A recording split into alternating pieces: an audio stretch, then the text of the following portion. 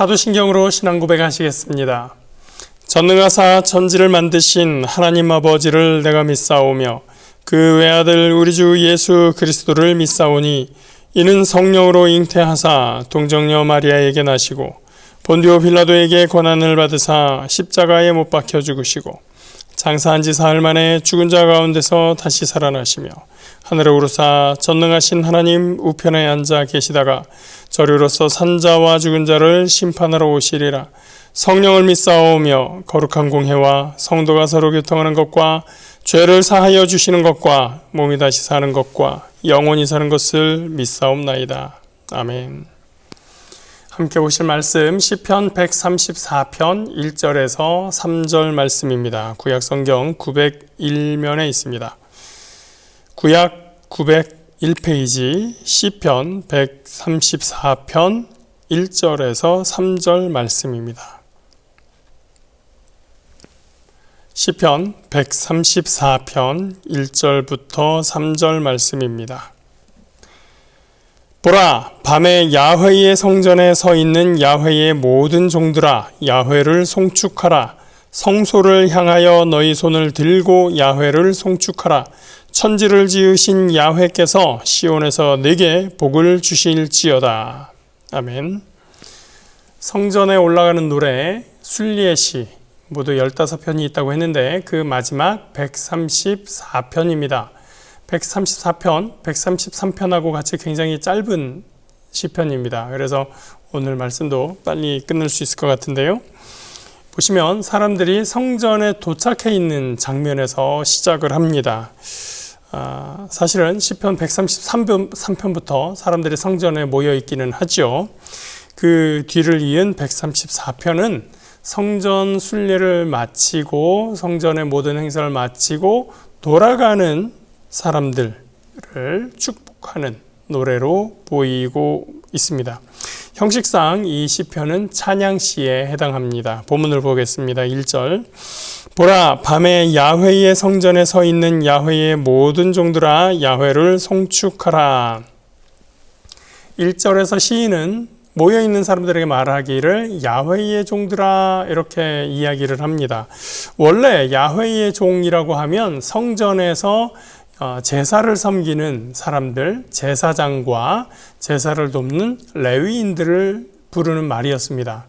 그런데 여기에서는 모든 사람, 모여있는 사람들 전체를 야훼의 종이라고 부르는데 그것은 사실 시편에서 종종 예배드리는 사람들, 제사에 참여하는 모든 사람들을 그렇게 야훼의 종이라고 부르는 경우들이 있습니다. 서 있다라고 하는 말이 있는데요. 이 말도 특히 그 예배를 섬기는 사람들, 제사장, 레위인들을 향해서 부르는 말입니다. 그들이 제사를 섬기는 모습을 말할 때 서 있다라는 이 말을 사용을 하는데 여기서는 또 이 말도 모든 모여있는 사람들, 예배자들에게 향해서 말을 하고 있는 것이죠. 장막절 같은 절기 행사에서는요, 전통적으로 마지막 날 밤새도록 하나님을 찬양하도록 제사장들이 부르고 그곳에 사람들이 모여서 하나님을 송축한다. 이렇게 알고 있습니다. 이렇게 많은 사람들이, 많은 학자들이 추정을 하고 있는데요. 순례자들이 그래서 밤에 야훼의 성전에 서 있다라고 하는 것은 절기 예배가 끝나는 마지막 밤에 예배자들이 성전에 서서 마지막 찬양을 드리고 기도하는 그 장면을 이야기하는 것입니다. 송축하라라는 말이 있어요. 송축하라, 이 말은 원래 그 뜻을 직역하면 원래의 뜻은 축복하라라는 뜻입니다. 바라크라는 단어를 쓰는데요. 축복은 무슨 말입니까? 축복은 복을 빌어준다라는 뜻입니다. 그래서 하나님 우리를 축복하여 주시옵소서 이렇게 기도하면 안 된다라는 교육을 받으신 분들이 있을 텐데, 왜냐하면 하나님은 복을 주시는 분이지 축복해 주시는 분이 아니라는 거예요. 왜냐하면 축복은 복을 빌어준다니까. 하나님이 복을 빌어주냐, 하나님이 복을 주시는 거지. 하나님 복을 나리어 주옵소서, 하나님 복을 주시옵소서 이렇게 기도하는 거지, 하나님 축복해 주시옵소서 이건 틀린 기도야 라고 이야기하는 경우들이 있습니다. 그러면 이상하죠. 축복한다. 축복이 하나님, 복을 빌어준다라고 하는 거면 우리가 하나님에게 송축한다. 우리가 하나님을 축복한다. 그 말은 뭡니까? 하나님에게 복 받으시라고 기도한다. 기원한다. 이런 뜻이 되는 것이잖아요. 그래서 하나님을 축복하라고? 이상하다. 우리에게는 잘 익숙하지 않은 그런 개념인데 사실은 영어 표현만 봐도 bless the Lord 그 말은 bless가 축복한다는 말이기 때문에 주님을 찬양한다. bless the Lord 주님을 축복한다. 이런 말이 되는 겁니다.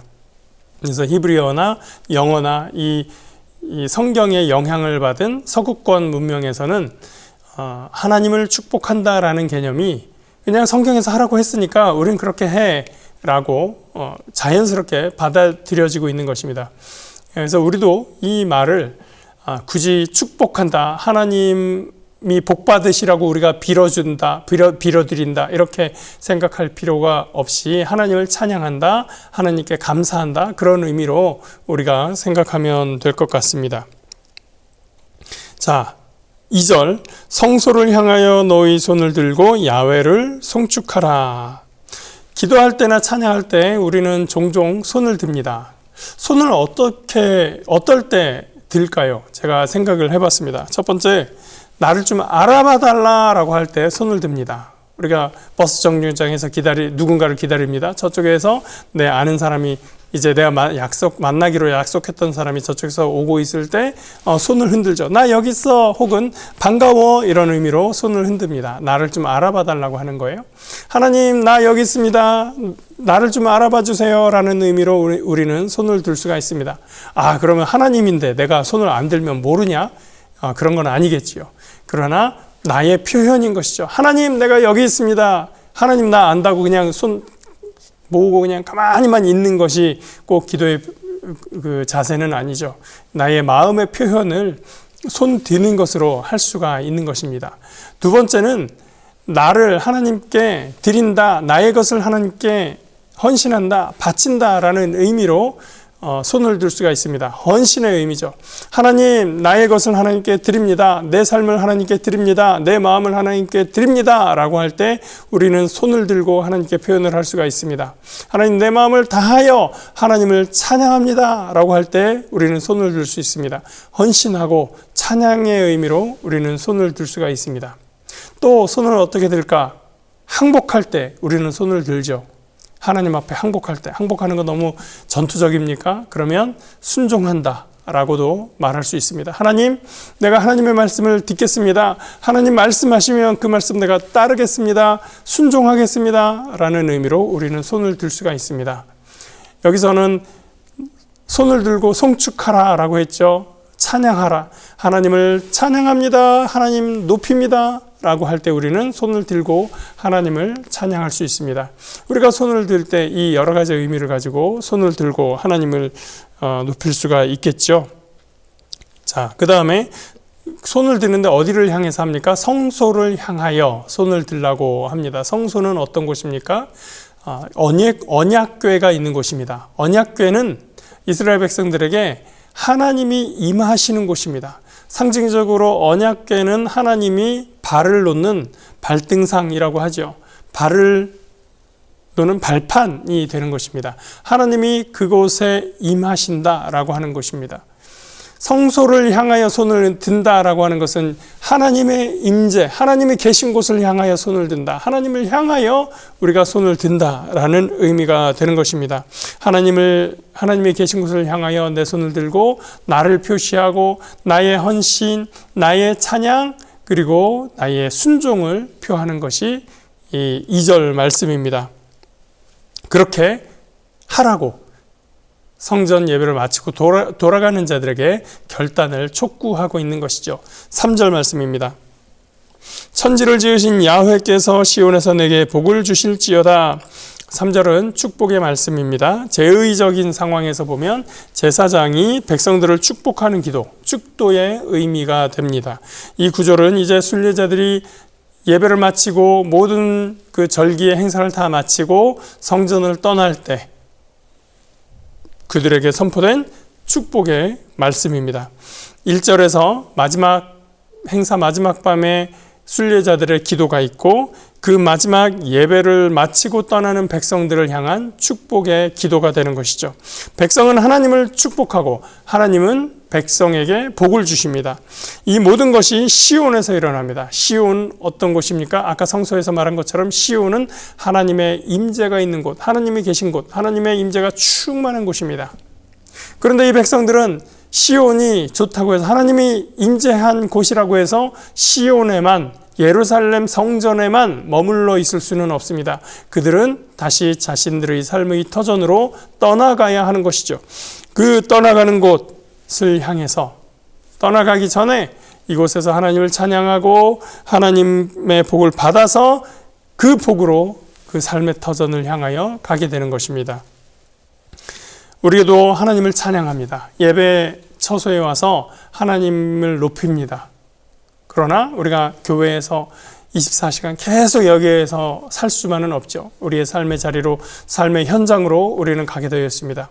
그곳에 하나님의 임재하심의 역사, 하나님의 축복의 역사가 함께 하시기를 축복합니다. 그곳에서 주님과 함께함으로 인하여 승리하시기를 축복합니다. 오늘 예배 처소에서 예배를 마치고 돌아가는 사람들이 하나님의 복을 받았던 것처럼 여러분들의 삶에도 하나님의 임재하심, 하나님의 복주심이 충만하시기를 주의 이름으로 축복합니다. 기도합니다. 사랑합니다. 사랑의 하나님, 주님 감사합니다. 주님께서 오늘 우리를 사랑하시고 인도하셔서 주님께서 주시는 복으로 말미암아 오늘을 승리케 하심을 감사합니다.